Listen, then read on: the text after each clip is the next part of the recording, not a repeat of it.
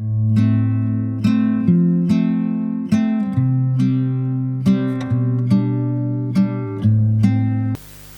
you, Ankita, and thanks very much to PRSI, Mr. Mahapatro, Dr. Pawar.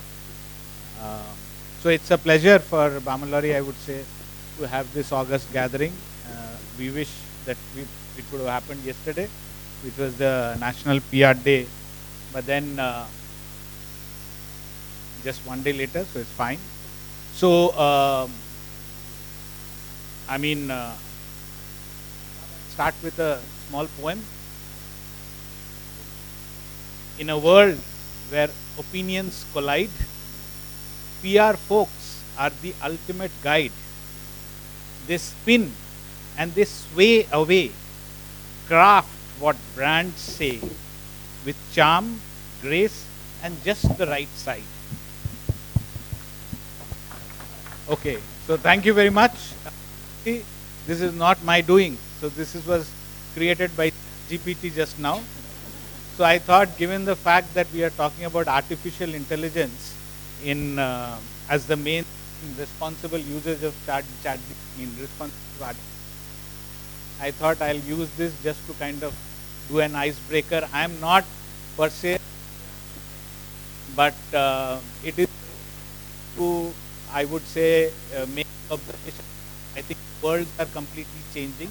He had already talked about it, and the conventional PR, I think, has got a real challenge because people who are supposed to be spokespersons of the company, which otherwise would have organized in a very thematic or a very, in a, I would say, following an SOP.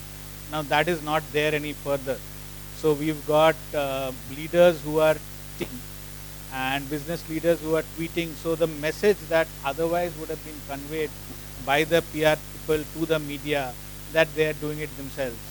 So then how exactly are the PR people going to be operating? So answer is anyway, I do not know the answer, but one thing is for sure, that it is very much going to be evolving.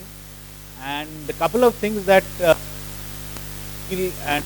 obviously I was consulting with Mohar on this, who is our head of corporate communications, so in a way functions as our PR person, is that we feel that the role of PR person per se is going to be much more of that of a brand custodian. So how the brand is going to be taken forward, whether if there is any attack on that brand through a negative publicity or any of these things, how do we do damage control? How do we kind of proactively make sure that our voice is heard at the right quarters? All of that, I think, is going to be the larger role. Not actually familiar, though I'm not actually very familiar with the course curriculum, but I think it's very important that it has to be very interdisciplinary. And just trying to look at what the communications part is, that's not going to be sufficient, that's not going to be adequate, because you have to understand the implications of what is what is happening on the business side. So I mean, even something which could be an investor communication, that can have a huge consequence. So it is not, so you have to understand a little bit of maybe the finance part, you have to understand a little bit of brand part, advertising part. So it is going to be very cross-functional, cross-disciplinary for a PR person to function and evolve and contribute in a particular manner. The other thing, of course, is the role of artificial intelligence. As Dr. Pawar is here, I think he's going to be much more an authority in terms of the technical and technological aspect.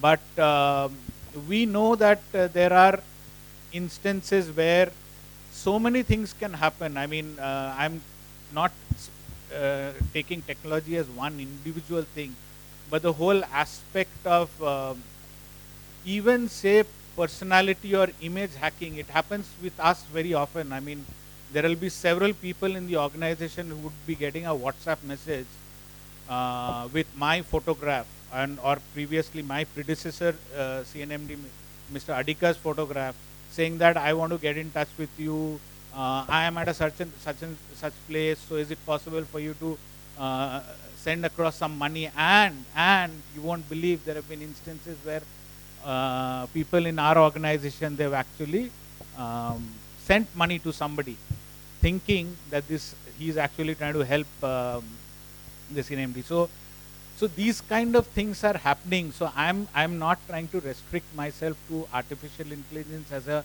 technology bucket, but I'm saying the whole cyber security, cyber hacking, cyber challenges that are faced that we are faced with. So in such a situation, I think the role of PR becomes very important, because at many points of time it could be absolutely nothing. So you always familiar with the expression that there is no smoke without any fire.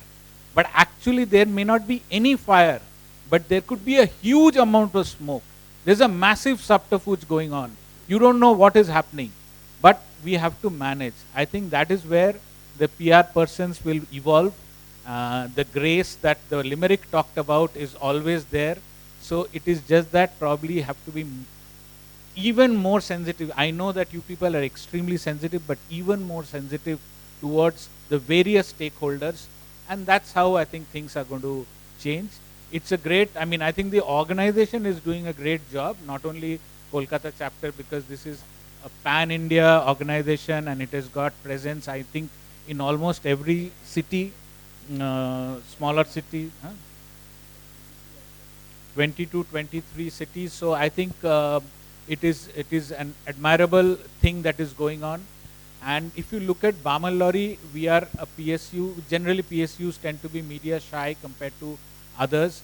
But if you see, we've done several times. I think we've got great advantage of PR, especially when we do certain launches. So we've had an event which was in a couple of years back when we launched our cold chain unit at Bhubaneswar plant at Baroda. So all these places we were able to very, very actively engage with media, and all credit to our PR team. So these kind of things will definitely be there, launches, splashes, etc. Then there would be this whole aspect about disaster management, and then the other aspect is the brand custodian. So these are the three things that I personally feel, but there could be many more, I'm sure. And I'm going to wish all of you out here, especially the institutions and the students who've who are going to win the awards, who've done very well. So many congratulations to all of them and the parents. So compliments and congratulations to all of you as well. And that's it from my side. And